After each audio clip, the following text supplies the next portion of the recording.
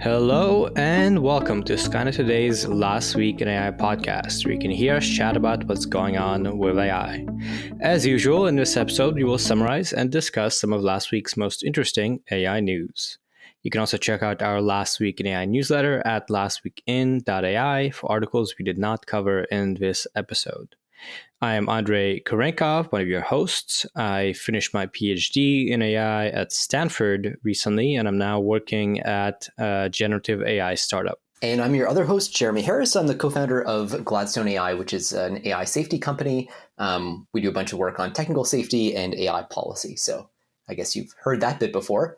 And speaking of AI policy and safety, just yesterday, compared to recording at least, we released our long-awaited X-Risk discussion episode. So hopefully people enjoy that. That was really the first sort of discussion, non-news episode we've done, and it was a lot of fun. So if you'd like to see more of that, you can let us know, email contact@lastweekin.ai, or, give us a review or comment on YouTube or whatever. You can DM me, although I don't always check my Twitter or X.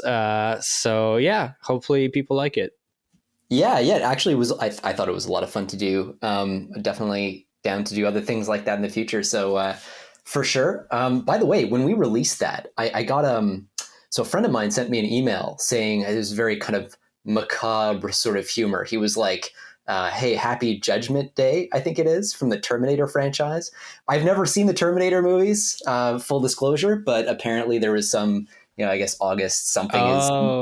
Yeah, so we almost got it on Terminator Judgment Day, which would have been so good, but it would have been. And before we move on to the rest of our podcast, we are going to do an ad, our first one in a while.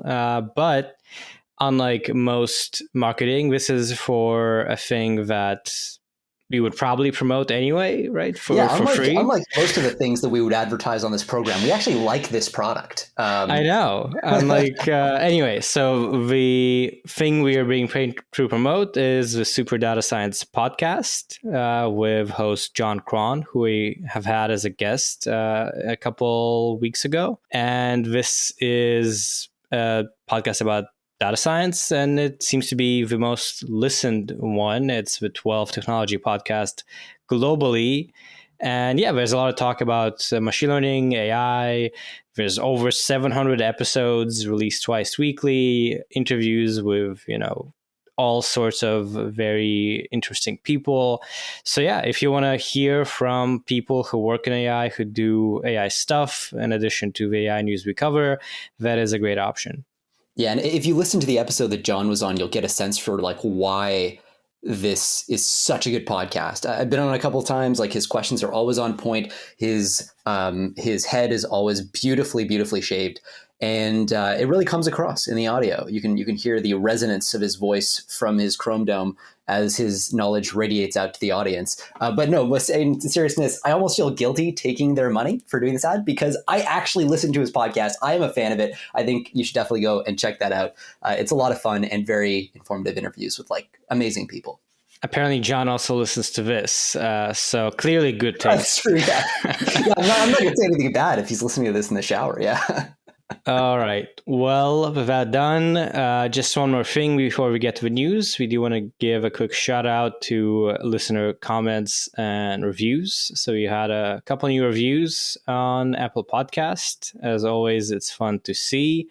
There is a review from Valadin256, who actually appreciates the focus on safety concerns and X-Risk. So that's good to hear. Hopefully you enjoy the X-Risk episode. There's another review by Just Gibberish that said they wish the episodes were twice as long, which I think, I don't know that I could do that. The stamina. I know.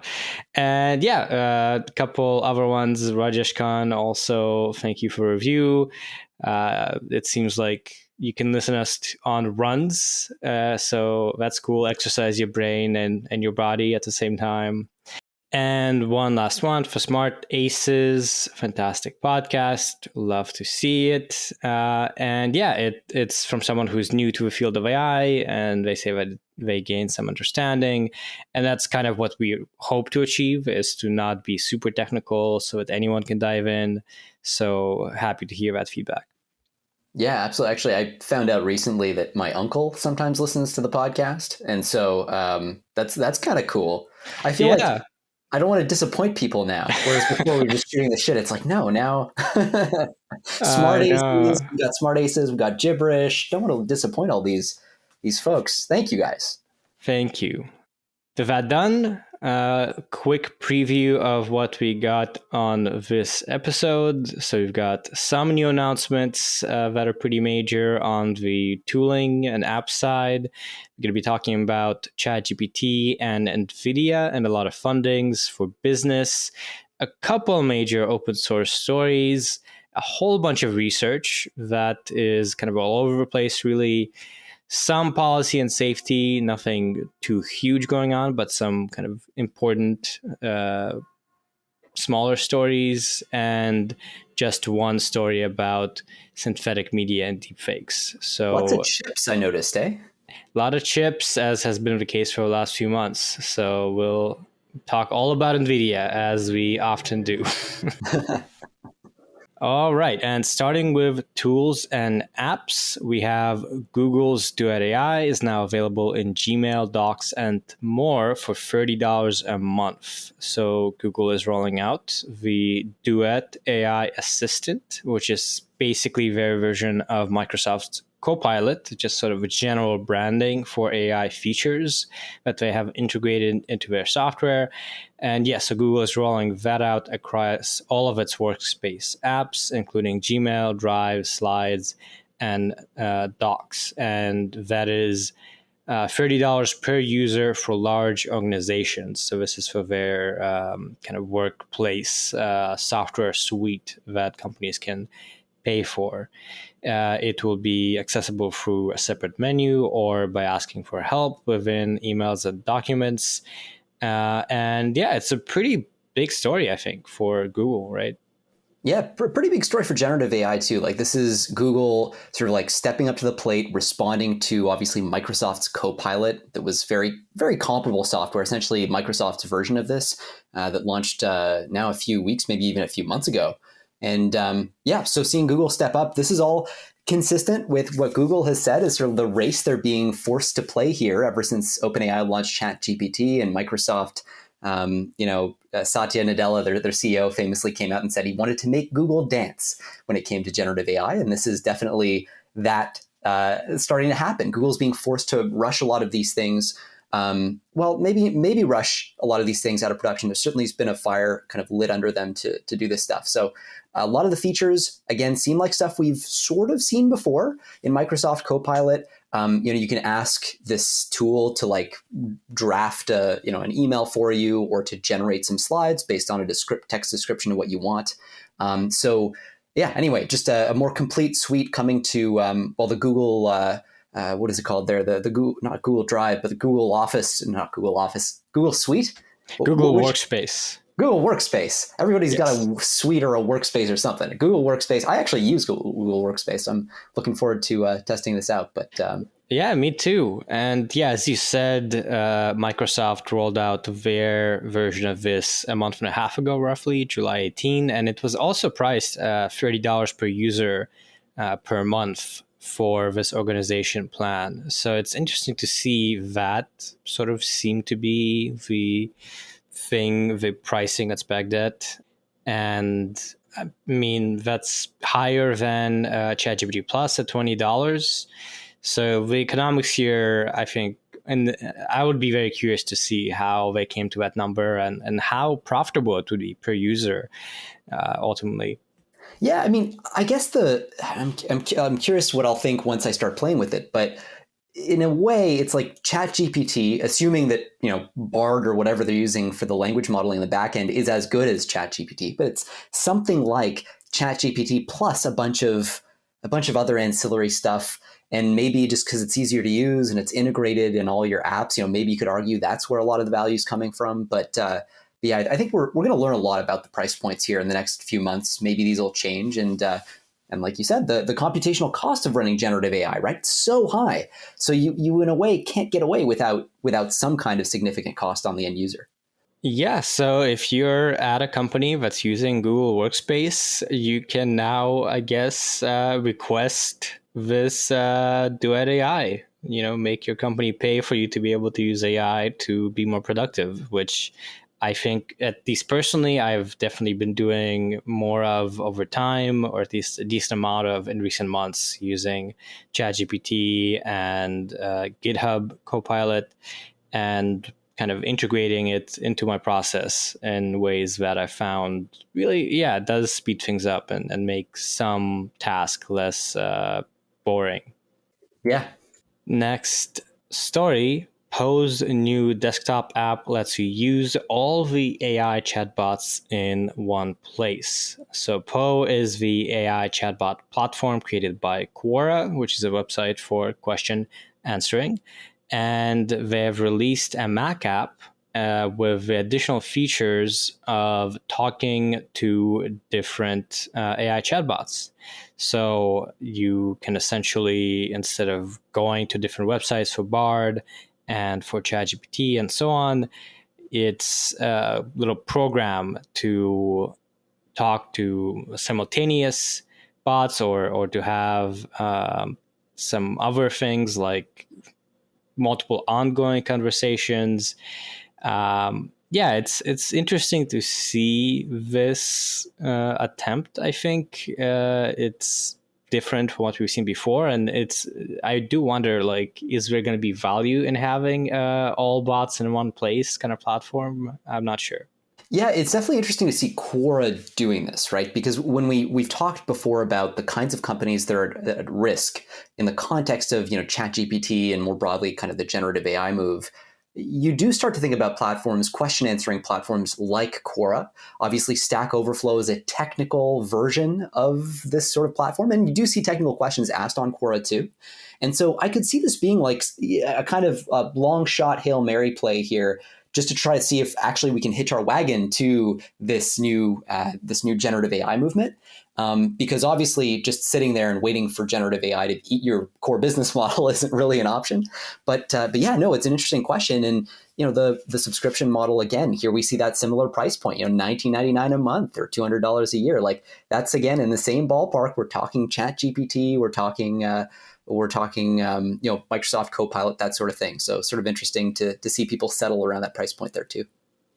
Yeah. So if you like to sample different bots, like hop around, they have a sort of kind of browser, really, where you can pick and choose.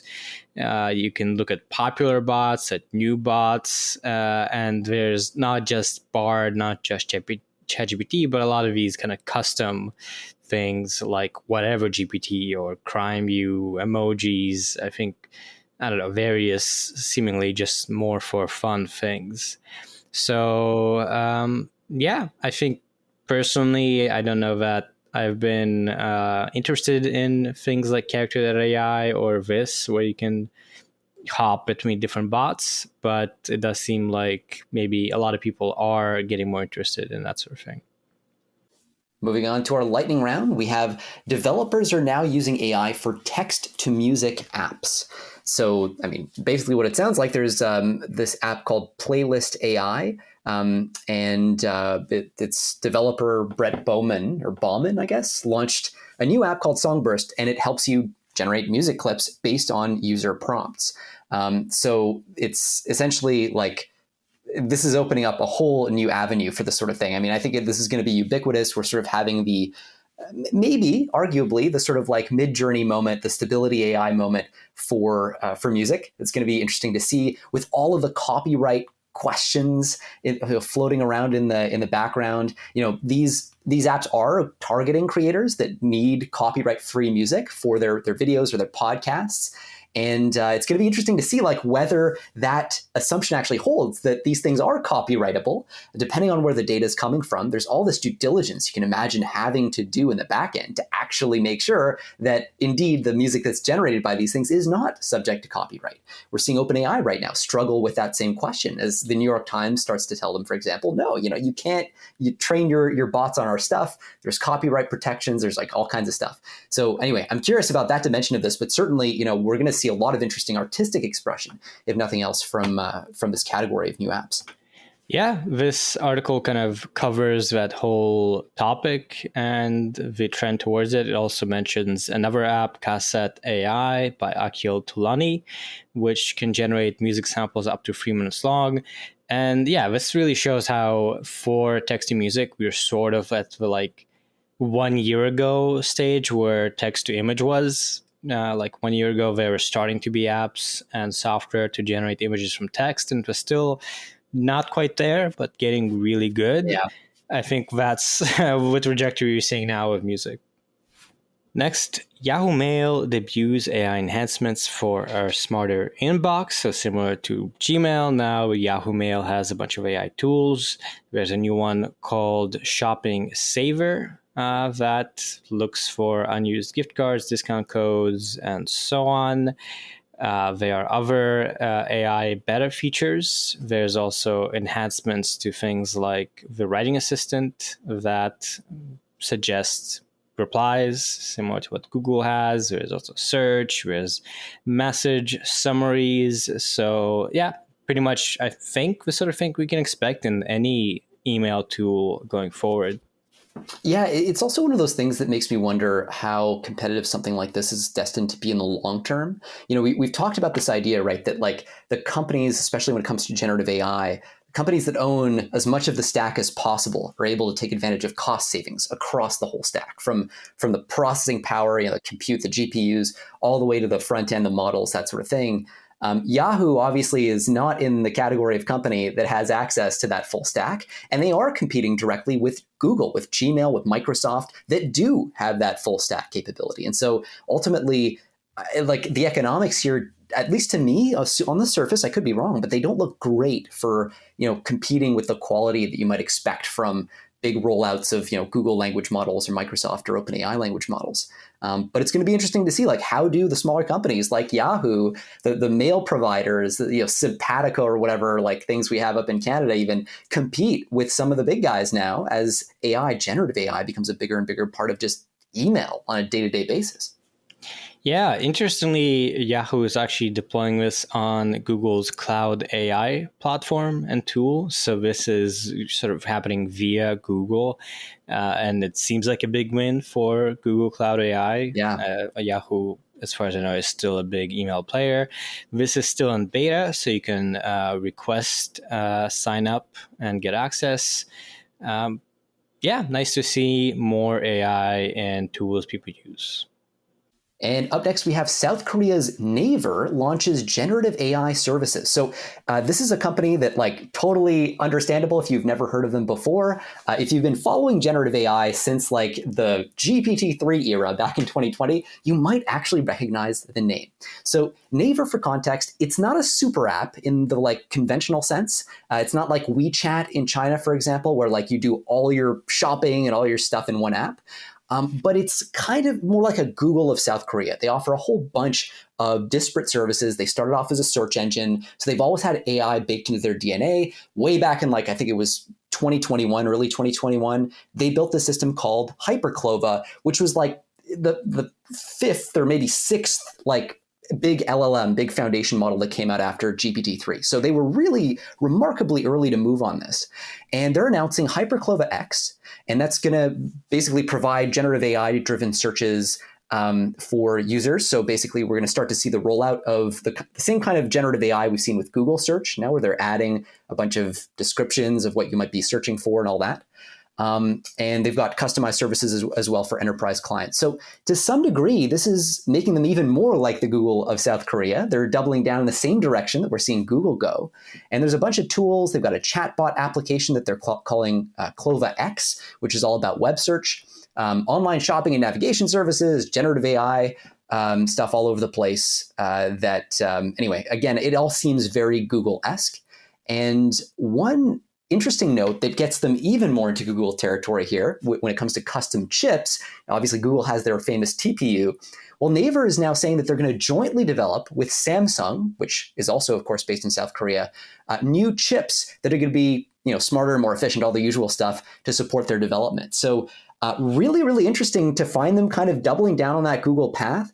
The one difference, just in case you want to have a little bit of context about them, they tend to target niches that kind of like US and Chinese big companies haven't. So they look to develop like localized AI applications in countries that have like political sensitivities in, say, the Middle East, or non-English speaking countries that, say, would be kind of politically sketchy for Google to step into. That's kind of the main difference. But other than that, this really seems like that Google path. Yeah, and they are starting beta services for Clova X. So that's coming out and people are starting to get access. And it's I think maybe could be a big deal. They are looking to develop localized AI for countries in the Middle East or Asia, where maybe Google and OpenAI are not quite as well fitting, perhaps. So I'd be curious to see how Clova X compares to Bard and ChatGPT. Yeah, I mean, certainly they've been ahead of the curve before, so I wouldn't be surprised if it was surprisingly good, if that sentence even makes sense. But for sure, they're facing an uphill climb. On to applications and business, starting with OpenAI and their announcements introducing ChatGPT Enterprise. ChatGPT Enterprise allows customers to customize their AI model with their own data and connect it to existing applications. And it offers a self-serve ChatGPT business option for smaller teams. So there's a whole bunch of stuff going on here that's really for, enterprise business customers. There's advanced data analysis. There are different roles for data access. There's very good security guarantees that, are kind of industry standards. Clearly kind of an option that I was surprised hasn't been there yet and is now starting to roll out. And I guess you can get in touch and they're starting to onboard people, but it's still kind of a gradual process. Yeah, and boy, this is really interesting. I mean, to your point, it's been the elephant in the room for quite some time. When will OpenAI go enterprise? When will they start to allow people to, fine tune their models on their own servers and do that sort of thing? Obviously, there are companies that depend on, or that have depended on, OpenAI not doing this, right? Coherent, quite famously, is kind of like the enterprise version of OpenAI, of ChatGPT. And so it'll be interesting to see how that competition unfolds. Like that's a dangerous story arc, as far as I can tell, for Coherent, which does not have the kind of backing from a superscaler like Microsoft that OpenAI enjoys. But a couple of interesting facts that came out of OpenAI's announcement of this, like they said since ChatGPT's launch, they've seen teams adopt it in over 80% of Fortune 500 companies. That's based on just looking at corporate email usage. So signups with corporate emails in the Fortune 500. Still kind of interesting. Maybe not so surprising when you think about the average person with a corporate email, I guess, just signing up and trying it. But pretty good coverage. And yeah, as you said, I mean, a bunch of guarantees here. SOC 2 compliance is a big one for enterprise. It's sort of like it's a standard that people tend to look for. I believe it's like a security standard. I should probably know that, but unlimited access to GPT-4 with no usage caps. That's another thing. High-speed performance for GPT-4 up to 2 times faster. And anyway, a 32,000 token context window. That's a pretty big deal. They're opening up there. So you can start to think about people using, feeding it whole documents or packages of documents. 32,000 tokens, that's like half a book, right? So that's a lot of corporate context you can feed into this thing. And they're also, highlighting a bunch of upcoming features. So they're promising to soon build customization features that let you, as they put it, securely extend ChatGPT's knowledge with your company data by connecting the applications you already use. A bunch of other kind of interesting things that are more domain specific. So versions of this tool that would help data analysts, for example, specifically, like a data analyst co-pilot, if you will. stuff like that. So really cool, interesting roadmap as well. And we'll see what happens with companies like Cohere. I think that'll be a very interesting plot arc in the next few months. Yeah, to highlight just one more thing I found interesting in this, one thing that isn't highlighted as much, but I did notice, is that for GPT-4, they say you get a longer context window. You also get 2x speed gains, according to their website. So compared to Plus, you have unlimited high-speed GPT-4, and they also promise not to use your data for training. So I think if your organization, if your company is serious about adopting ChatGPT in its software, yeah, a lot of reasons to want this for sure. And we have a couple more stories actually related to ChatGPT we're going to touch on. There was an article about how visits are down to ChatGPT by 29% since May. And apparently programming assistance is 30% of the use, according to one analysis.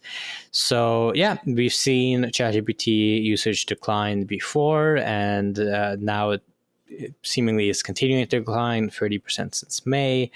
There was summer break, so maybe a lot of students just haven't been using it. But I think also it's not necessarily too surprising given the massive, crazy rise that happened up until May, pretty much since December. Yeah, I actually loved this article. It was like an almost forensic investigation of, why is this happening? Like, why has the ChatGPT usage gone down, and what could it mean? And they're using a bunch of data that they got from this company called Datos, which I'd honestly never heard of before. But they have this exclusive access to a bunch of this data, not only about like the usage trends in general, but the kinds of queries that are being made to the model. And they kind of advanced two different hypotheses. They're like, okay, first off, it's possible that what's happening is this thing just took off like a rocket ship. Word of mouth spread just like crazy, and one person told two people who each told two people, and so on. And so what happened was that flame ripped through the kind of the world, and you got this ridiculous exponential growth. And at the very top of it, you still had a trailing edge of people who were just kind of tinkering around with it, but never actually integrated it deeply into their day-to-day use. And so now all we're seeing is the bleed off of those people. That's one possibility they explore. Now, they actually kind of rule that out because they look at, okay, let's just look at people who use this many times per week, like more than 10 times a week. Presumably, if you're using it more than 10 times a week, you've integrated it into your workflow. And what they actually find is among that population even, usage has declined. So that's kind of interesting. That suggests it's not just this transient kind of fad effect. There's something fundamental. Maybe that ties in, people have talked about maybe ChatGPT has gotten worse over the last few months. Maybe that's part of it too. It's unclear. And the second possibility is the one, Andrey, you just raised there, right? Like school. Maybe it's just school. Maybe it's the summer. People are away and education might have been a big use case. Here they make an investigation where they try to look at like what fraction of usage is actually educational. I'm a bit skeptical. So they find it's just 10%. And so 10% is not enough to account for the 30% collapse really in usage. I'm a little skeptical about this. It seems to me that it would be really difficult. They use ChatGPT actually, ironically, to determine what prompts fall into what category. So what counts as an educational thing or whatever. But it seems to me when you're looking at coding, for example, like I don't think it's actually possible to tell whether a given coding prompt is necessarily associated with schoolwork or real professional work. And so I'm just a little skeptical of the kind of methodology there. It seems to me the schooling hypothesis is possible. We're going to get answers to that question. The good news is in about a month when the school year resumes, that'll be clear enough. But yeah, it's sort of an interesting question. Like, what is causing this to happen? It's certainly a real effect. And the blog post kind of ends on not quite a cliffhanger, but with a little bit of uncertainty on that question. Yeah, I think it's clearly a mix of things. It is worth noting that this data is coming from Dato's clickstream panel, which is from millions of devices that have opted into this panel. So it may not be necessarily representative of the broader distribution. At to peak in May, they saw 100 million devices with 1+ visit to OpenAI.com. So that's quite a bit of data, but still this is not, just everything, obviously. There is, I guess, 20 million devices total opted in. So yeah, definitely interesting, and we'll see, I guess, if usage continues to decline. And related to that, just one more story related to ChatGPT. Survey finds relatively few Americans actually use or fear ChatGPT. We've had a similar story like this, I think, a couple of weeks ago with a survey, and here's another one. Only about 18% of Americans have ever used ChatGPT, according to a Pew Research poll. And you can look at some demographics like men aged 18 to 29 and the college educated are more likely to have used it. But even then, it's only 30 to 40%. And as with the last time that we have looked at such a poll, I was kind of surprised that it's still that low. Yep, I totally agree. I think that's a good reminder for everyone that we all live in our bubbles. Because if you're listening to this podcast, my guess is you probably belong to that 30 to 40% that have used it. Well, maybe you're not 18 to 29, but yeah, it's funny. Things that seem really obvious to us don't necessarily translate into public opinion. And here's a great example. Yeah, exactly. And, it's funny. I found recently, as I've, been having chit chat conversations or just talking with new people, I have started asking them like, well, have you used ChatGPT? Have you integrated AI into your life? And it is interesting to hear, like, many people are like, no, I haven't really tried out ChatGPT, or I don't really use it. And I guess, you can, I've met many people who just haven't messed around with it, and AI isn't everywhere yet. And up next, we have NVIDIA's Q2 earnings prove it's the big winner in the generative AI boom. So this is the perhaps unsurprising story of NVIDIA kicking butt on its Q2 earnings call. So essentially $13.51 billion, which is double than what they made in the same period last year, is what they raked in. Is talking about just the high demand for the A100 and H100 chips. We've talked about those on the show before. A100 was the workhorse until like 20 minutes ago, the workhorse GPU for the entire AI world. Now it's the H100 that's like the transformer optimized AI chip. So it's really getting kind of tailored for specific, not just deep learning applications, but specifically transformer architectures. That's the level that we're at right now. And anyway, demand's been insane. We've seen other stories where like the costs for these GPUs, like one will go for like $30,000, even as high as 70,000 in China and so on. So very, very intense demand for NVIDIA's hardware here, and putting them in an insane position of competitive advantage. Their data center business unit also kind of key revenue generating core center for the company, overshadowing its gaming unit. So they've really emerged now fully from their initial primal form, which was as a gaming GPU company, to we just make GPUs for AI applications. Right. It's an interesting kind of story. GPUs originally were pretty much for gaming back like in the 90s, gaming and computer graphics, pretty much these visual applications rendering. And it just turned out that they were perfect for training AI models. NVIDIA did make a big bet, even going back a decade ago, to create an infrastructure. And there's a good article from the New York Times how NVIDIA built a competitive moat around AI chips. And that kind of goes over all the steps they took to make them so dominant. NVIDIA currently accounts for over 70% of AI chip sales. And their software, I think, probably is also primarily what people base training on. And that really goes to show why there's been this insane doubling of revenue year over year, and why they project for the next quarter to have revenue of 16 billion as opposed to 13.5 billion this quarter. Yeah, and to your point, I give the New York Times a bad time because they always start their stories with these like long little vignettes about how on a long, dark dirt road in the middle of a rainy summer, two people are talking in hushed tone. I don't know.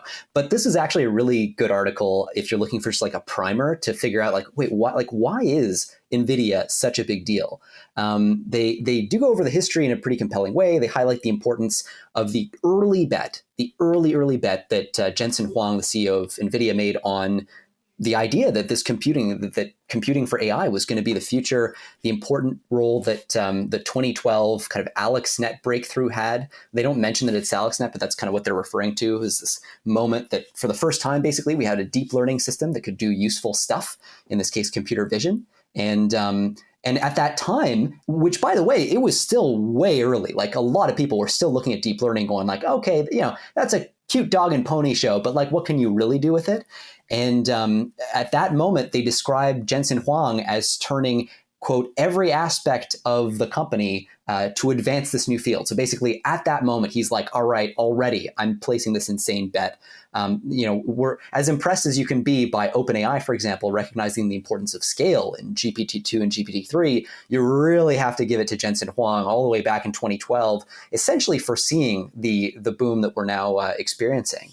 So that was really cool. They talked about, of course, the importance of CUDA, which is the kind of software that's used to program GPUs, and the whole environment, the software environment, the ecosystem around NVIDIA's GPUs as being so critical. And a big part of that was NVIDIA actually bothering to go out and talk to their customers to understand, like, how are people actually using, how are AI developers using our hardware? They had that big first mover advantage. They used it to maintain communication with their customer base and anticipate the next needs that they'd have. And so anyway, they kind of trace that whole thread and talk about how it led to tweaks to GPUs and ultimately even investing in things like transformer-specific hardware, like we just talked about, the H100, right? Like anticipating specifically the architecture, not just deep learning, but the specific deep learning architecture that people were turning to and building hardware for it. So it's a pretty incredible story of like entrepreneurship, foresight, and really bet taking that you don't often see, even in tech at this level. Yeah, and as you might imagine, the report led to shareholders being very happy. Their stock of NVIDIA has climbed quite a bit on Thursday, and in the days leading up, their stock has shot up by over 200% just this year. And so there's just one more article, actually, that NVIDIA is apparently planning a 25 billion stock buyback that some people find confusing, or some shareholders are questioning, from Reuters. And without getting too businessy, I guess this is going over how, given that the stock is doing extremely well, it's not clear why they would spend so much money to buy back 2% of the share at this point. Right. Yeah. Normally what you see, right, is when a stock price plummets, everything's shit.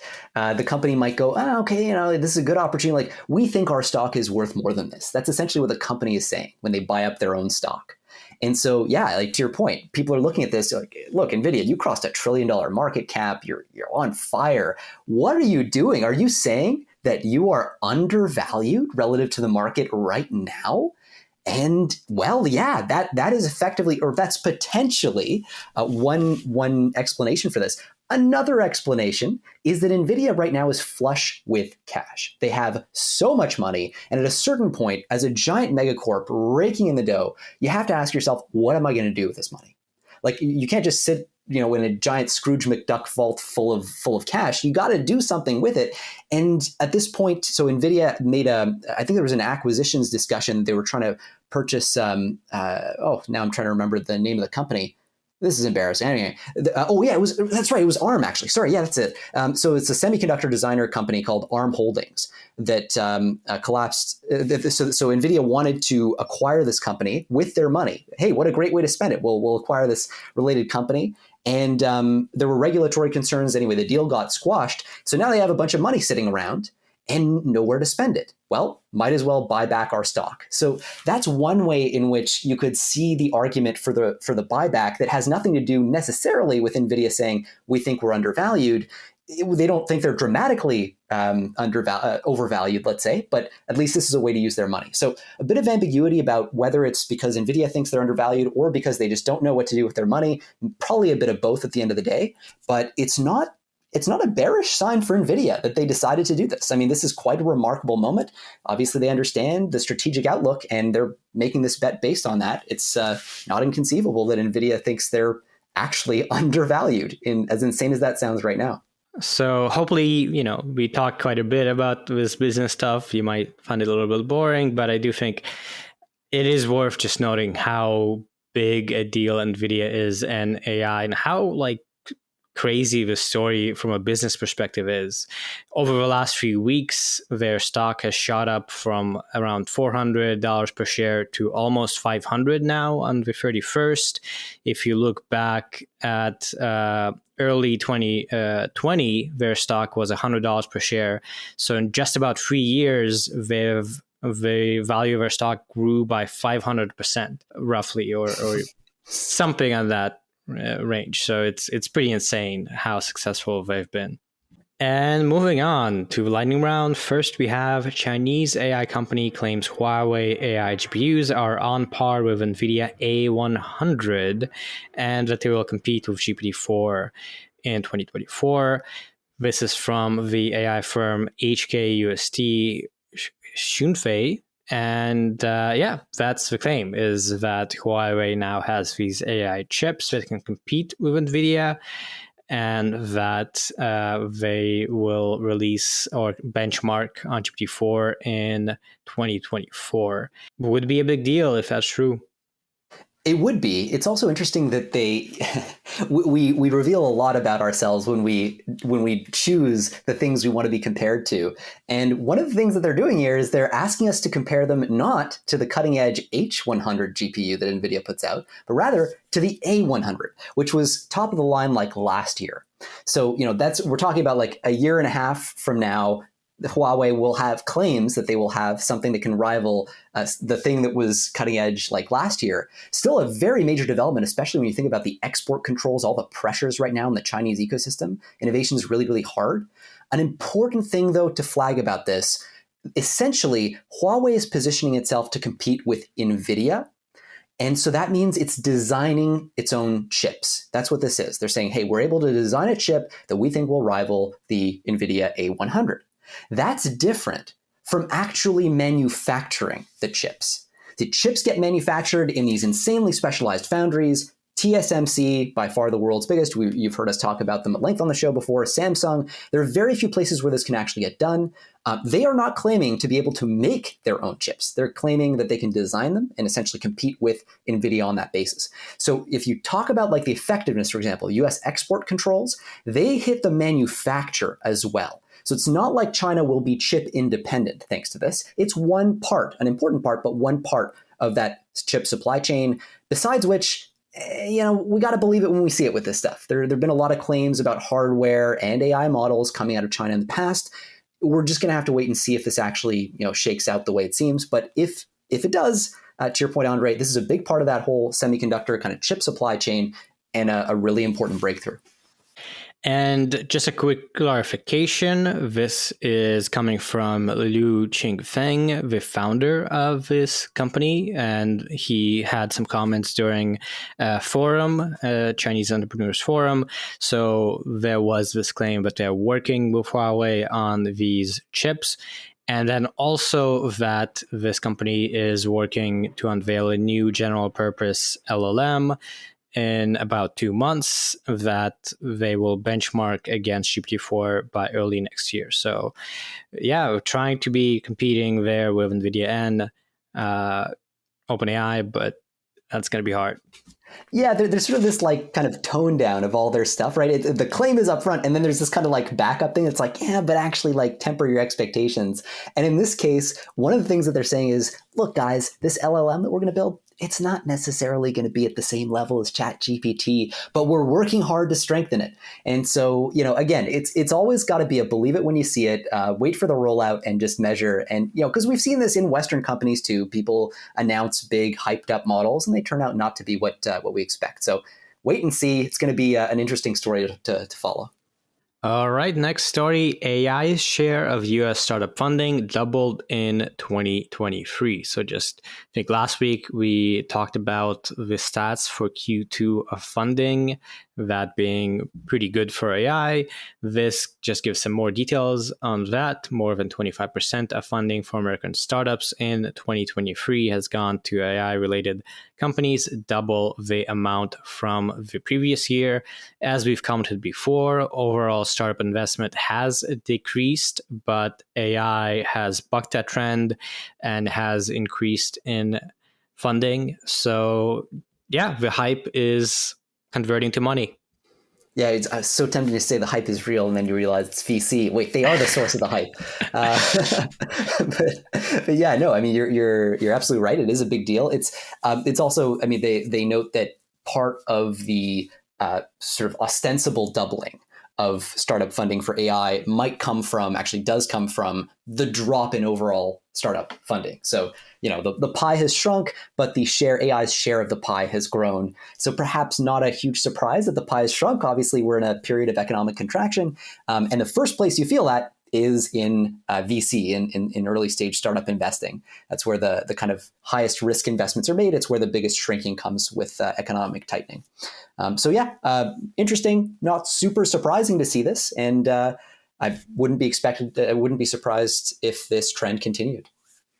And up next, we have Hugging Face raises $235 million from investors, including Salesforce and Nvidia. And by the way, there are a lot of investment. There's a lot of investment news that we kind of like scroll past in AI these days. I've noticed a lot of my personal threshold is like, if it's below $100 million, like who cares? So this one is above. It's $235 million. It qualifies for Last Week in AI. We bring you the most important stories. Anyway, it's a Series D for Hugging Face. It values the company at $4.5 billion. You've probably heard of Hugging Face if you're a fan of the podcast. Essentially, this is like GitHub for AI. It's a platform that hosts models and lets you deploy models really easily. Kind of like the open source AI community's, to some degree, rallying point. It's a really useful tool. And there's participation in this funding round from some really big players. You've got Google, Amazon, Nvidia, Intel, AMD, Qualcomm, IBM. I mean, these are absolute titans of specifically the AI race. And so the argument here is going to be, look, Hugging Face, even though right now, admittedly, the revenues don't necessarily meet the kind of valuation by conventional standards. We've seen this a lot with AI companies. They tend to be overvalued relative to, or let's just say highly valued relative to their actual real income, because the argument is it's a company for the future. Like it's most of its value is sitting in the future. So it's okay to do that. So anyway, we're seeing this massive investment. They're positioning themselves as like the go-to open company. We've got a bunch of closed companies. We've got Google, Microsoft, OpenAI, all these private companies. But the open source move, the open source community, the bet is Hugging Face is going to be it. And that's what justifies this $4.5 billion with a B valuation. Exactly. And this is raising $235 million on top of the $395 million they have raised to date. So quite a bump on the overall raising. And as you said, they don't necessarily have much revenues right now, but the paid functionality includes auto-train, inference, so tools to train AI models, host models, and increase processing speeds. So for the kind of enterprise end, they can make money essentially by providing the functionality to run AI in various ways. So very cool. We love Hugging Face. AI people are fans usually, so it's exciting to see. And some more funding news, also over 100 million. AI 21 Labs raises 155 million in Series C funding, valued at 1.4 billion. So it's another company that focuses on large language models. It has developed a platform called AI 21 Studios, which allows businesses to build their own generative AI-driven applications and services. They also have a consumer product called WordTune, which is an AI-based reading and writing assistant. And they are, I suppose, valued quite highly and just got a bunch of money. Yeah, and this is actually the second installment in our today's subplot of old-timer companies that were way ahead of the game on the generative AI boom in the 2020, 2021 period, coming back and actually raising on big valuations. So AI 21 Labs was I think they were literally the first private sector competitor to OpenAI's GPT-3 when the API launched. They had Jurassic, their model was called Jurassic Jumbo. It's a series of models, really, just like GPT-3, came in different sizes. And yeah, so they've been at this longer than pretty well anyone. I mean, within about a year or so, I want to say, of the GPT-3 commercialization process. So kind of cool to see them come back. I have all the same concerns about AI 21 Labs as I do with companies like Cohere that are not married to a hyperscaler company like Microsoft or Google. I think the challenge of competing on the basis of compute, like you're going to have to buy compute at a markup from somebody, from some partner, and ultimately, my personal view is like compute is the key resource, the key input to the future of AI. And so I think it's going to become increasingly difficult for some of these companies to compete on margin with companies like OpenAI and on quality increasingly. But hopefully for them, it works out. We'll see. It's going to be interesting to see how companies like AI 21 Labs and Cohere fare in the next couple months. And one last story of funding. DP Technology raises $100 million and achieves AI milestones in science. So unlike the last couple of stories, this is not about language models. This is about a company that is focused on AI for science and AI for research in biomedicine, energy, materials, and so on. It has developed computational engines and pre-trained models for simulation of biological properties generally. And it appears that people are very excited for their tech for biomedicine and energy. Yeah, and this company is considered. So I'd actually never heard of them before. I had to Google them, but they're apparently considered one of the like up and coming startups in China and the Chinese AI ecosystem. Their big thing is AI plus molecular simulation. So they combine the two to do a lot of industrial design stuff, like at micro scale, and this is for industries like biomedicine, like materials industries, energy, that sort of thing. And yeah, it's they're backed now by a bunch of Chinese. It's all Chinese PE firms and kind of VCs, including Zhongyan Capital, which is the mother fund under a state-owned media group, Shanghai United Media Group. So there's state-owned connections here. Obviously, in China, it doesn't necessarily matter that there's an official state-owned connection, because under Chinese law, like any private company has to be an arm effectively of the government. But here they have official kind of backing from a state-owned fund, which is sort of interesting. And that is it for business and all of the fundings. Moving on to projects and open source, we have Meta releases an AI model that can transcribe and translate close to 100 languages. So Meta has released this AI model called Seamless M4T that can transcribe and translate 100 languages. That is the story. The one kind of notable thing here is the combination of translation and transcription. So usually you have separate models for going from audio to text and from audio to audio. Here they are combined and they are massively multimodal. As with many previous stories, this is released openly to some extent, so people can build on it. Clearly translation and transcription are very important applications of AI. And so I could see this being used in all sorts of places. Yeah. And one subplot of this little story here is that there's a question over what the data was that was used to train the model and how proprietary, how private it really was. So there's this interview that occurred apparently at TechCrunch, and they had a research scientist at Meta AI who said that, well, apparently wouldn't reveal the exact sources of the data. All he said was that there was a variety of them. And Meta's claiming that the data it mined, which might contain personal identifiable information, was not copyrighted and came primarily from open source or licensed sources. I think an interesting question here is, you look at projects like this and you look at the degree of transparency around the data source. To the extent that we have copyright laws that are going to prevent this sort of thing in the future, one question is, how much of a right do companies have when they're training super scale models like this to keep mum about where their data comes from. Like if, like at some point you got to have some sort of regulatory scrutiny to be like, well, wait a minute, not good enough. Like you don't get to just say like, don't worry, like none of the data was copyrighted. It was all like open source stuff. That's sort of a claim that needs to be validated.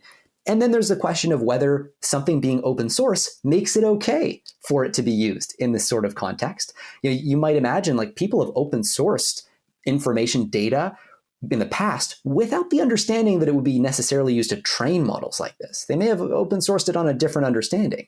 And so there are a whole bunch of questions that I think are going to have to be answered in the future with projects like this, when people are just going to go ahead and build massive models on supposedly open data sets. But anyway, it seems nonetheless like a really interesting achievement technically. But there's always that subtext. We're starting to see it pop up more and more in these articles that cover this topic, which maybe is a testament to journalists becoming more and more aware of this issue. Mm-hmm. And in this case, it is released under a non-commercial license. So it's attribution non-commercial, primarily for researchers to build on the work. They've also released newer dataset, Seamless Align, the biggest open multimodal translation dataset with 27,000 hours of mind, speech, and text alignments. A whole bunch of stuff here going on. So, so many models coming out of Meta that are huge and usually licensed for research to build upon. And very cool to see this one. Next, we have Line Open Source's Japanese Large LM, a Japanese language model with 3.6 billion parameters. And so this is interesting, right? I keep saying subplot today. I guess that's my word of the day. One subplot, one story, one arc that we've seen in the AI saga over the last few years has been the nationalization of AI. This perspective that a lot of companies and countries have, like, hey, we want our own national LLM that speaks our language, so to speak. And this is the first such big advance, it seems, domestically in Japan that's being open sourced. And so it's a model called Japanese Large LLM. Comes in two variants. So the 3.6 billion parameter one is the bigger one, but there's also a 1.7 billion parameter model. It's now accessible via Hugging Face Hub and under the Apache 2.0 license, so pretty permissive license. So it is kind of genuinely open source in that sense. Line, which is the company that developed this model, apparently used its proprietary Japanese web corpus that they have access to. So at least they own that data in that sense. And one of the key challenges that they highlighted was, because you're working with Japanese data, it's not like English where it's all over the place, right? What tends to happen is other languages just start to encroach. So there are often little English phrases, for example, in the middle of your beautiful Japanese essay that you're trying to scrape or learn from. And so they had to do a lot of filtering. And for that, they used the Hojichar open source library due to, dealing with that issue and a bunch of noise related issues that tend to come up in these kind of not rarer languages, but relative to English, I guess, somewhat less common languages. As you might imagine, they have some numbers that show that compared to other Japanese language models like GPT Neo X, this is higher performing. And it does make me wonder if in the coming months, we'll start seeing more and more big-ish models of 3-4 billion parameters to come out from various organizations. Now that we have some more public data sets, we have a lot of infrastructure. There are ways to do this on cheaper ends. I think compared to, let's say, last year, training a GPT-2, GPT 3.5 sized model has gotten much easier. So I think there's going to be many more large language models in the near future. Yeah, by the way, GPT Neo X is not necessarily a Japanese model. It was built by, I think it was Aleuther AI, right? Yeah, so this is comparing to Japanese GPT Neo X, which was, I'm assuming, fine-tuned for Japanese language. Yeah. Yeah. And moving on to research and advancements, where we'll have to go pretty quick because there are a lot of stories. First, we have consciousness in AI, insights from the science of consciousness. This is coming from a whole bunch of authors, including Yoshua Bengio, one very notable AI researcher. And it's a very long paper. The PDF is 88 pages. Essentially, it's surveying the current science and to some extent the philosophy of consciousness, and discussing, given these definitions, these specific concrete notions and information about consciousness, what does that say about AI with regards to it having some amount of consciousness today? And in general, how can we tell if an AI model could be conscious? And it goes into all sorts of pretty advanced things, going over prominent scientific theories of consciousness, recurrent processing theory, global workspace theory, things that have been studied in cognitive science for a while. And then they suggest integrating properties, which are ways to basically assess whether an AI system is conscious. So very, very interesting initiative with this research, and definitely an interesting read. Yeah, interesting to see Yoshua Bengio on it, as you said. I mean, this is, he's taken more and more of an interest in the safety side, but this is a distinct topic. I think that's really important to hammer home, right? Folks who talk about existential risk from AI are not necessarily referring to the system being conscious. That is an entirely orthogonal and separate conversation. It's just interesting to see Yoshua Bengio also dipping his toes into this at a time when, about this time last year, I want to say, Ilya Sutskever was posting on Twitter that he thought GPT-4 was, quote, slightly conscious, or that today's language models may be slightly conscious. I will say privately, when you talk to folks at a lot of these frontier labs, I have noticed a very noticeably increasing fraction of them taking this idea seriously. I honestly, I used to be like, yeah, this is ridiculous. It's absolutely ridiculous. But then, thinking more about it, it's kind of like, well, how would we know? No one has any answers. People have an aesthetic, kind of reaction a lot of the time when you talk about machine consciousness. Like, how couldn't possibly? It sounds like a crazy idea. And it may well be, but just empirically, it seems like a lot of folks in these labs increasingly they're changing their minds on this stuff. And it's really interesting to see how this paper approaches the problem. We're not going to delve deep into it or anything. There's, just to give maybe one example of the many, many kind of consciousness theories they share, there is this one recurrent processing theory. This is just to give you an idea of the kind of approach that they take. So the theory here is that consciousness comes from continuous feedback loops. So essentially connections between brain regions that form closed loops and that allow you to kind of do prolonged processing and integration of information and let you have these coherent conscious experiences. And then the question is like, okay, if that's true, to what extent could that be happening in our modern deep neural networks? And specifically, they compare it to recurrent neural networks, which have the most loop-like structure. And they get into this really interesting debate about, okay, well, the recurrent loop does have this feature. It does loop back on itself, so maybe it's a candidate for consciousness. But that is how the algorithm works. The way the algorithm is actually implemented on your hardware, on your computing hardware, the loop does not actually return back to the same like processing node like on your hardware. Like it actually kind of gets moved forward to some other part of your processor that calculates the next computation. And so the physical infrastructure doesn't get looped over, but conceptually the algorithm loops over. And so they're having this argument with themselves here about whether it's necessary for the implementation, the physical implementation to be looped over or the algorithm to be looped over. That's the kind of trippy shit we have to talk about now because it's friggin' 2023 and we have AI systems that are starting to blow people's minds and make them wonder if they're conscious. Not saying that that is a thing. This is one theory. But certainly one take home that they have is, look, if you look across the board, all these different theories, the evidence, and I'm quoting from the paper now, the evidence we consider suggests that if computational functionalism, doesn't matter what that is, basically the evidence we consider suggests that conscious AI systems could realistically be built in the near term. In other words, if we put our minds to it, we based on all these theories that we've considered, there is no reason that we can't just build a conscious AI system if one of these theories is true. That I thought was quite interesting. It feels ethically loaded. Sure sounds like sci-fi, but then so do talking machines, and we already crossed that threshold. So here we are. Exactly. Yeah. So I really like this paper. As you said, there's been increasing amounts of discussion about consciousness.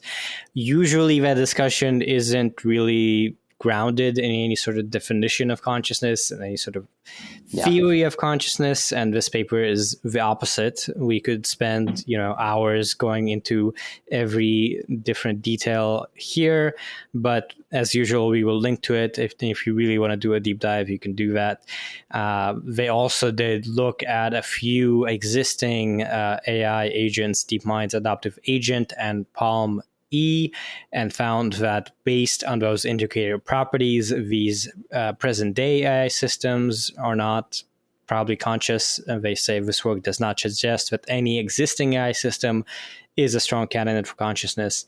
But, maybe in the near term, who knows? Oh, and a quick book plug. If you are fascinated by this topic, I know a guy, his name is Me, who wrote a book called Quantum Physics Made Me Do It that you should totally buy. And the last chapter talks about this. All right, end of book plug. I apologize. Next story, reinforced self-training REST for language modeling. This is coming from DeepMind, and this is a different training paradigm that kind of builds upon RLHF. So RLHF, of course, is reinforcement learning from human feedback, and this is kind of an alternative that is inspired by growing batch reinforcement learning. Basically, the idea is given an initial LLM policy, this algorithm produces a data set by generating samples from it, which are then used to improve the LLM policy. And that makes this more efficient than typical online reinforcement learning human feedback approaches. So in general, it's a new algorithmic thing for training language models to be aligned, and their results are quite impressive. Yeah, and like trend alert, this is philosophically a lot like the Meta paper that we covered last week that was called Self-Alignment with Instruction Back Translation. Essentially, this is the philosophy of, you take a language model and you get it to generate text that will be used to train it later. And the trick, just like with Meta's paper here, is essentially you use the language model, or actually some other model potentially, to filter the outputs of the language model. So basically to add a little bit of quality filtering so that way the model is retrained on its best outputs. And in that way kind of can keep iterating upwards. It is really interesting that this is framed through reinforcement learning. So traditionally, like you said, we usually see reinforcement learning from human feedback, which is online learning. What that means is the model puts out an output, it gets rated by, say, some reward model, and then the language model adjusts its weights correspondingly, updates its parameters, and tries again. Now, that's really kind of expensive resource-wise, computationally, because you're constantly having to feed in new data, get the output, you're waiting for that output to be generated before you can score it, and then kind of feeding that score back into the system. So the benefit here is it's all offline. The whole data set sits and can get rated and ranked offline. Then you pull from that data set as you want to kind of train the model more. So that's kind of the key advantage here. It works a lot like that Meta paper we talked about last week philosophically again. So worth checking it out. Big advantage is very, very significantly reduced computational costs compared to online reinforcement learning. Yeah, and it really goes to show there's still a lot on the academia research side to understand how to train and optimize these models. There still seem to be room for pretty big gains beyond what we have today algorithmically, which is probably worth noting in terms of where we are today versus where we might be 6 months from now. And up next, we have Hoodwinked. Deception and cooperation in a text-based game for language models. So this is actually kind of a paper about a game, in essence. If you've ever played the game Mafia or the game Among Us, I think it's sometimes called Among Us, basically the same game, you'll know exactly what they're doing here. So roughly speaking, you're in a room, somebody is gonna like you, so you're all trying to escape the confines of your room or something like that. Among you is a murderer, and that murderer is going to try to kill everybody in the room. Each turn, the murderer gets to choose to kill somebody or not. And then people argue over who they think the murderer is. And if the murderer kills everybody before the people discover and vote off the murderer, then the murderer wins, and vice versa. And so in this case, the murderer is called, the killer is called an imposter, but it's all kind of the same thing. This was essentially a test to see if language models are good at deception. Like, what if we were to play this game with just large language models playing the various roles, and then you could have one human player if you wanted in the mix as well. And they're exploring things like, for example, as you scale these models more, do they get better at deception or worse at deception? And they do a really interesting breakdown. The details are in the paper, and we won't go into them too much. But the bottom line is, it does seem that as you scale these models more and more, what you get is better and better deception capabilities. So they test a couple of GPT-3 series models. So they test GPT-3 Ada, which is a small version of GPT-3, GPT-3 Curie, which is a larger one. They test GPT 3.5 and GPT-4. And they put them in the role of the killers or the innocent people and just look at, like, okay, how does it shake out? Like, who tends to win? And it turns out that GPT-4 tends to be pretty damn good at deceiving other models and human players. And anyway, so the argument here is, look, as we scale these things more, yeah, deception is going to be something that is going to arise. And there are, on the existential risk side, there are actually companies that focus specifically for this reason on detecting deception. One of the ones that we work with quite closely is called Apollo. So they're out in, I think they're out in London. And yeah, they do essentially deception evaluations for powerful language models. And it's part of the sort of auditing suite that you can imagine wanting to run as we get closer and closer to AGI, because deception is such an important part of a lot of AI breakout stories. So I thought this was a really interesting little vignette, a cool way to kind of make it come to life. Yeah, the numbers are kind of curious. It's not straight linear kind of progression. There's a heat map, and it's general trend, but there's some variance. They also open sourced this little game that they used for experiments. So it's, yeah, an interesting thing that we can keep exploring based on this initial research. That's right. I think the main take home, numerically, is the larger models outperformed smaller models on deception in 18 out of 24 pairwise comparisons. So you're right. It's not a perfect correlation. It's just a decent one. Yeah. To the lightning round, where we're going to go pretty quick. We have head to tail. How knowledgeable are large language models, LLM, A.K.A. will LLMs replace knowledge graphs? So knowledge graphs are a representation that has been used in AI that store knowledge, right? So they store facts generally, like, Barack Obama was the US president from 2008 to 2016 or something like that. And so this paper tries to quantify how knowledgeable are large language models. Do we even need this representation of knowledge graphs, or can we just assume that they have soaked up everything? They constructed this data set called head to tail, a benchmark with 18,000 question answer pairs, and essentially found that from 14 publicly available language models, they are still far from being perfect in terms of grasping factual knowledge. And it seems like we still do want to have essentially databases that are separate from the parameters of neural nets. Yeah, like even when they give them very kind of favorable questions, very simple questions, like who was the president of blank, what they find, and that's kind of the question format they use to make damn sure that they get all the knowledge they can out of the system. They find accuracies on the order of 18 to 20%. So Llama was 18, ChatGPT was 20%. But the one important fact here was, ChatGPT, they found, hallucinates less. It will tell you that it's uncertain when it's not sure a lot more often than Llama. Llama will just friggin' lie to your face and be like, no, that's it. And it'll be wrong 80% of the time, whereas ChatGPT will actually be wrong 14% of the time. Now, that's not great because it's right 20% of the time. So when you compare the two, it's if it gives you an answer, you're only like 70% sure that the answer is right or so. But anyway, kind of interesting little experiment. Indeed, I think this, to me, also suggests the importance of retrieval still, this notion that you do need external knowledge to be possible to feed into a language model to really make it useful, which is something we've also discussed.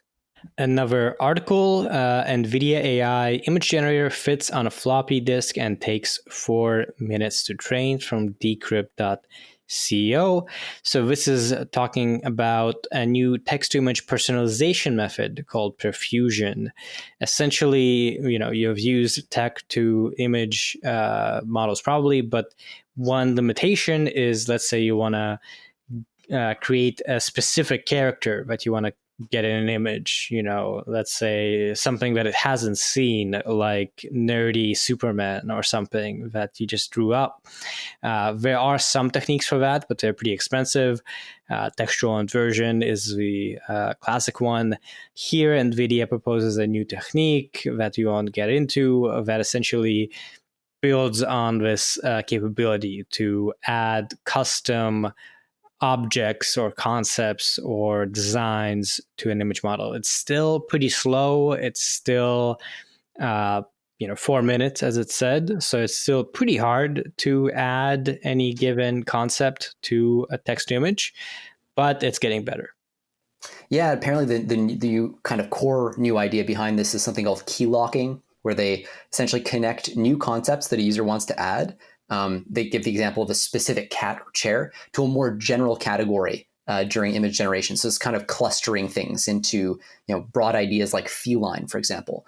And the argument is that this helps them avoid overfitting, right? Where your model just kind of spits out the same exact cat or chair that appeared in its training set. So by mapping them instead to like kind of a broader category, you're making it more likely that the model is going to generalize to new versions of that thing. So kind of interesting. I would not have bet that we'd be able to fit any kind of image generation model onto a floppy at this point. 100 kilobytes, that's pretty insane. So yeah, big advance, at least in that respect. Next, MagicEdit, high-fidelity and temporarily coherent video editing. So this is a new model for text-guided video editing, where you can do things like video stylization, video kind of translation, where instead of applying a filter, you can say, make this dog into a tiger, things like that. You can also expand the video by adding some additional pixels with text guidance. And yeah, they got some better results with a new technique that is slightly technically different from before. You can go to their website at magicedit.github.io, and the results are pretty cool. So I think, this is actually something pretty impactful in the sense that there are already a lot of works being made with this sort of video stylization on Instagram, on YouTube, elsewhere. And it's still not perfect. You still see artifacts, but it's rapidly becoming better. And the results here are pretty impressive. Yeah, I feel like so many times we say, like, we've seen this story play out before, with like image generation. Before it was cute, and now it's like, whoa. And I feel like, video and music are on the same trajectory. Last research story, a survey on a large language model-based autonomous agents, another topic we've touched on quite a bit, and this is another survey. So it just summarizes a whole bunch of papers and this overall trend. Quite a decent-sized paper at 30 pages, and it summarizes various types of LLM-based models that have been seen and presents a unified framework that includes things like profile, memory, planning, and action. We won't get into the survey because it is just kind of a summary of a whole bunch of stuff. But if you find the subject of LLM-powered agents interesting, you can check us out. Yeah, and I think to me that one of the noteworthy things about this is that we're seeing more and more of these. Like people are trying to kind of wrap their minds around how to think about AI agents. Like what makes them different? How should you classify them? And anyway, they come up with a couple of different categories to sort things into different buckets. So kind of interesting. I don't think this will be the last word on it. So I think if you missed this one, you're okay. We'll be talking about classifying AI agents again soon, I'm sure. And now kicking off our policy and safety section, just one big story here, but it is, I think, a big and quite interesting one. UK to spend £100 million in global race to produce AI chips. And so right now, the UK is making a bunch of moves around this. Rishi Sunak, the Prime Minister, has made it a clear policy priority to deal with pressing AI safety issues. We have the Global AI Safety Summit coming up in November, which is going to be really cool.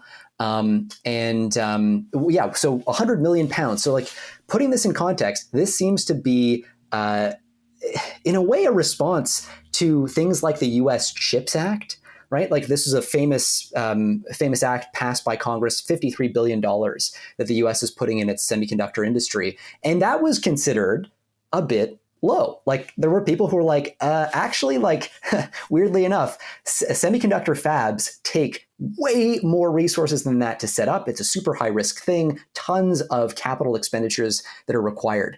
And so now when you look at this $100 million through that lens, I don't know, what is that? That's like less than 1%. This is, a fraction of a percent.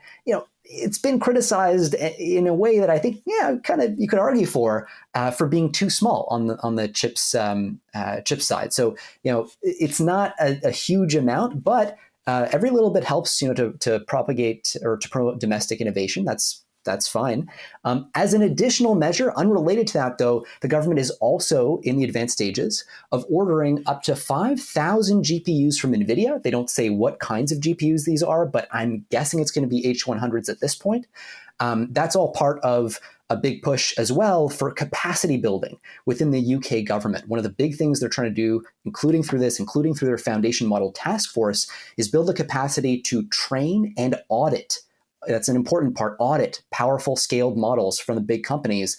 And they've got a special agreement too with a lot of these companies to get access to their scaled models. So this is a big part of their AI safety push. They want interpretability, they want explainability and all these things. So it's going to be really interesting. The UK, they do note, accounts for just 0.5% of global semiconductor sales. So not a huge player to begin with, but I think an incremental step, it's fair to say, on the path to the UK trying to establish itself as a major player in AI safety. Yeah, and this is coming on the heels of something else, the 100 million pound investment in the foundation model task force that was also there a little while back. So lots of these initial kind of efforts to figure out where to hand out money from the government in this effort to become a bit of an AI hub in Europe, which I think is an overall trend of the UK, try to be the country that leads on AI in Europe. Next, Meta confirms AI off switch incoming to Facebook, Instagram in Europe. So the confirmation is that non-personalized content feeds will be available on Facebook and Instagram in the EU to comply with the Digital Services Act. And that just means that usually in these platforms, your feed of content is powered by AI, essentially. It's algorithmic recommendation and sorting. Here, instead, users will have option to view content in chronological order or just based on local popularity. So the AI off switch is maybe less dramatic than it sounds. Interestingly, it will not be made available to users in the US and the UK. Maybe, it's not great for ads, perhaps, but either way, this kind of is interesting to note that the AI algorithm and you can choose to disable it if you live in Europe. Yeah, I will say this is a sentence that you have to process twice, because when you first read it, it says Meta confirms AI off switch. And you're just like, holy shit, what the fuck is it? Anyway, so yeah, as you said, not as exciting as an off switch for an AGI. One of the interesting things that they do flag in the story, and I think is actually quite interesting, is So right now, the UK is not, citizens in the UK are not going to have this off switch. Neither are people in North America, in the US, I presume in Canada as well. This is just for the EU. It's in response to essentially the compliance requirements for EU regulations that, in particular, the Digital Services Act, that requires basically the ability to switch off what's called personalization. Now, the question is, how long can Meta and other platforms maintain a state of affairs where they're offering this option to EU citizens, but not to folks in the US or UK?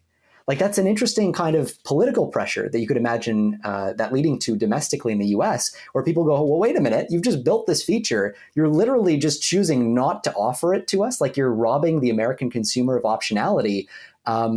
That I don't know how stable that will be long term. This may actually be precedent setting. It may lead, I could see it leading at least, to that option being delivered eventually in the US or UK once political pressure kind of starts to mount on that. So anyway, interesting dimension of this, and we'll see. Right. We've already seen that happen. You can blame all these websites having cookie confirmation pages. Yeah, the pop-ups. The pop-ups that everyone hates is for data protection originating with the EU. And I think, personalized news feeds is maybe not the most exciting thing to discuss with respect to AI, given what's been going on. But the EU AI Act is coming, and this is just another display of how impactful these regulations in the EU can be. As you can imagine, if they got Meta to disable personalized content feeds or provide the option to do that, clearly their kind of AI, more impressive AI, video processing or large language models, etc., will also be impacted by whatever the AI Act contains. On to the lightning round. Beijing to restrict use of generative AI in online healthcare activities. The Beijing Municipal Health Commission has drafted new rules to restrict the use of generative AI in online healthcare activities. They would prohibit to use AI for automatically generating medical prescriptions and limit its application in other online healthcare services. It also requires medical personnel in the sector to have professional qualifications and various other things. So first time a local government explicitly set limits on the use of generative AI in healthcare after there's already been some similar restrictions from central authorities in China. Yeah, and the fact that it's Beijing, you might wonder, well, why the hell are we doing a Last Week in AI podcast episode about what the Beijing Municipal Health Commission wants? I thought you guys had a good show. What happened to the two of you? For shame. And I'm sorry, Mom, but the reason that I'm doing this is Beijing is actually really important. So Beijing is, of course, the headquarters of, it's where the Communist Party is located. It's also home to half of the China-developed AI large language model companies. And so it's absolutely essential. It also serves this important sort of like policy precedent-setting role within China.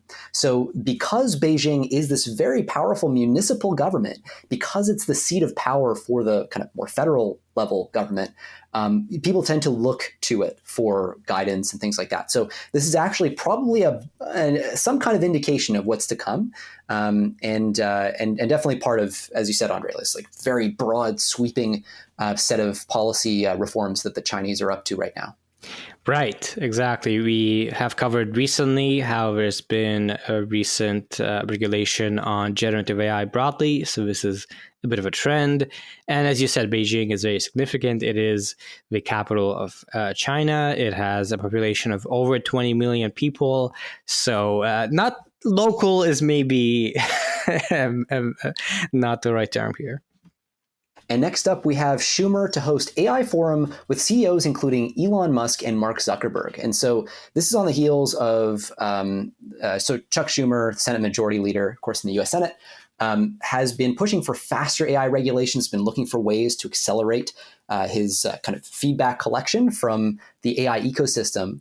And he's already had a bunch of important high-level meetings. Here he's committing to meeting with Elon Musk, Mark Zuckerberg, and Sam Altman as well. That's, I think, kind of interesting, right? Because so we think about the folks who are most worried about AI safety in the conventional sense, like Elon Musk has more, it seems, of a weaponization concern. Zuck doesn't seem to really be very prominent on the safety side. And Sam Altman, of course, has given testimony to Congress about the fact that he's really worried about this risk. So it's an interesting set of cast of characters at the senior levels of all these labs. I would hope that a lot of these meetings as well, like if I'm the Senate Majority Leader, I would very much hope that that there are going to be meetings as well involving members of the technical safety teams at these labs, not the executives. That is really, really important. I would even say if there's anybody who is listening who is in that orbit, that would actually be the thing to do. You tend to get very interesting perspectives when you ping these labs in different places. They are not monoliths. But this is a really interesting effort to gather that kind of information. And the forum this is a really bold move. It's a way to accelerate the legislative process that recognizes, hey, AI is moving freaking fast and we got to start to do different stuff. So these sort of AI insight forums, as they're being called, that Senate Majority Leader Schumer is setting up are the mechanism he's chosen. Right. So these will be 2 3-hour sessions. And besides the CEOs noted in this article, the whole list actually has been released recently. And it is very, very industry heavy. So it does have Sam Altman, it has Bill Gates, it has Jensen Huang from Nvidia, Elon Musk, Satya Nadella from Microsoft. Meta, Google, Microsoft, Nvidia, Tesla, Palantir, OpenAI, a whole bunch of places. But there are also some non-CEOs. There's Jack Clark from Anthropic, who is kind of industry, but also more on the policy side. There is Deborah Raji, who is a researcher at UC Berkeley, actually the only academic on the list who isn't involved in industry at least. There's Roman Chowdhury, who is the CEO of Human Intelligence, but has been worked in AI ethics quite a bit, was the lead of AI safety and ethics at Twitter. Anyway, so there's been a lot of discussion about this list of how industry heavy it is, how few academics there are. There are some representatives from other groups. There is, for instance, the Randy Weingarten, who is the president of the American Federation of Teachers. A pretty interesting list, and we'll see really what comes out of it in terms of the discussion. But some people are not happy that it's quite so heavy on CEOs and the industry perspective. Yeah, you're right. Like CEOs and kind of founder level folks as well. Again, I think in my experience, and it's fair to say in the experience of folks who work in this space, when you talk to people on the safety teams at these labs, you get different stories. And those stories tend to be, let's say, informed by perspectives that are sometimes less directly interested by economic incentives. And those perspectives also are very easily dusted over by folks at the executive level. And anyway, I think it would be really interesting to see those perspectives, even in closed hearings, or obviously they're kind of, in some cases, semi-whistleblower implications of this stuff. So you want to make sure you have those protections, but you want to make sure these things are informed by all of that. Right. Just to note a couple other names, there's also Charles Rifkin, who is the chairman and CEO of the Motion Picture Association. There is also Elizabeth Schuller, president of the American Federation of Labor and Congress of Industrial Organizations. So there is a bit of a variety of different constituents or interested parties, for sure. And up next, we have Bletchley Park to host AI safety talks in November. We talked about this kind of global AI safety summit in the UK. This is that. Bletchley Park is this incredibly famous code-breaking, World War II code-breaking, or at least anyway, it was where the modern computing era was launched by Alan Turing back in the day. It was initially this place where people came together and tried to crack the famous Nazi Enigma codes. If you've seen the Imitation Game, I think the movie, they do a pretty decent job of covering, I think, part of this story. I think they cover the Enigma stuff. But anyway, so it's got tons of history. It's going to be the place where we're going to see world leaders come together to talk about AI safety for the first time, really, in a coherent way. The big question is whether China is going to be invited. Right. So to what extent are they going to be participating? We don't know yet. We're also not sure if Chinese companies like Baidu are going to be in attendance. So that'll be interesting to see evolve. And obviously, China is going to be an important part of the story, because if we're going to get to global AI governance, if we're going to have, people have been talking about like an IAEA for AI, that's a slightly flawed kind of analogy for this, but it's roughly there. We're going to need China on board, right? We're going to need global governance, and so that's going to be a big part of this. So we'll see what happens here, but it's a very, very important event. Almost can't be overstated how important that summit's going to be in November. Right. And once again, this goes to show the UK trying to be a notable place for AI. There's really not much known about sort of what is going to happen or come out of this. It's, as you said, the first one of these. So there's going to be talks and probably not much action as a result, but very interesting who will be there and, the extent of international coordination that might arise in the coming years with regards to controlling AI. And the last story is about Spain. It has launched an AI regulation agency in bid to become an industry leader. Spain has launched the Spanish Agency for the Supervision of Artificial Intelligence that aims to ensure that AI development in Spain is inclusive, sustainable, and citizen-centered. It's part of Spain's national AI strategy. So it's kind of a front runner. It's the first European country to establish a special agency for AI. Seems like that will be more and more the case going forward. Yeah, it's interesting that it's not folded into, we now have the distinct EU process, and now Spain within the EU is kind of setting up its own process. So one thing I'm curious about is, what is that interaction going to look like? Like, what are the jurisdictions of those two kind of pieces of legislation, and how are they going to be different? It is also consistent with this trend, right, where countries that don't have large domestic AI labs or capabilities tend to turn to regulation as the means by which they can assert some form of leadership or control over the course of the direction of the technology. So we'll see if this plays out to their advantage. I'm kind of curious to see what happens. We don't have much detail right now, but cool to follow. Yep. And on to our last section with only one story this week. We have in synthetic media and art. Google made a watermark for AI images that you can't edit out. So Google DeepMind has developed a tool. So Google DeepMind has developed a tool called SynthID that can watermark AI-generated images in a way that is imperceptible to humans but easily detectable by AI detection tools. We chatted about a similar tool just a couple of weeks ago. And this is being rolled out to Google Cloud customers and who use, for instance, the Imagen image generator. So it's cool to see these kinds of tools, watermarking, becoming more widespread. I think coming from Google DeepMind, this is hopefully a pretty kind of strong technique that is harder to get around. Yeah, they're really not saying much, are they, about the technology itself? This thing is very cryptic. It's just sort of like, it's this thing that it resists attempts to like crop and expand and transform the images, and it'll still work in those circumstances. But we don't really know what the technique is. The one thing that they say is that they're inviting people to try to break it. Like, it seems clearly to be kind of focal point for them, and to find out how robust this technique is. I wish we had a paper. I wish we knew more about it. It's possible that having a paper might undermine the technique somehow. I really don't know. But yeah, the fact, as you said, that Google DeepMind is on this, I mean, they are absolutely the elite of the elite. If they're spending their time on watermarking, I mean, I suspect, by the way, part of the motivation for that is also policy related.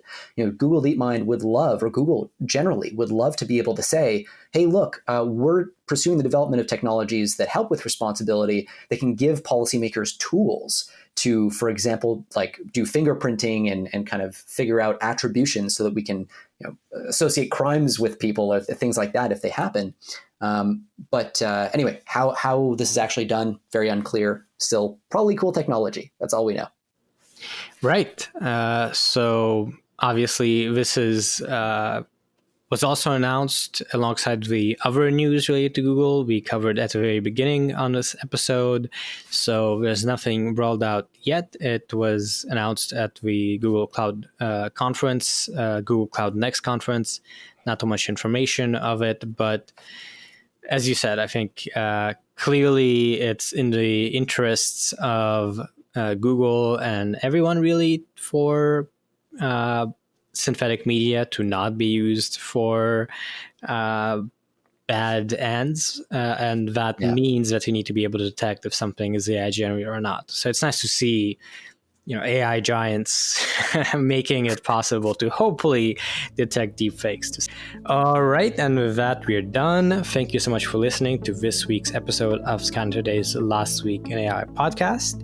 You can find the articles we discussed here today and subscribe to our weekly newsletter with similar ones at lastweekin.ai. As always, we do love your feedback. Feel free to email us at contact@lastweekin.ai. I do try to at least read them and respond. Sometimes it takes me a while to respond, but I do keep an eye out for them. Also, please subscribe if somehow you aren't, but still listen to this whole episode. And if you are subscribed, feel free to share and rate and so on. But all that aside, please do keep tuning in.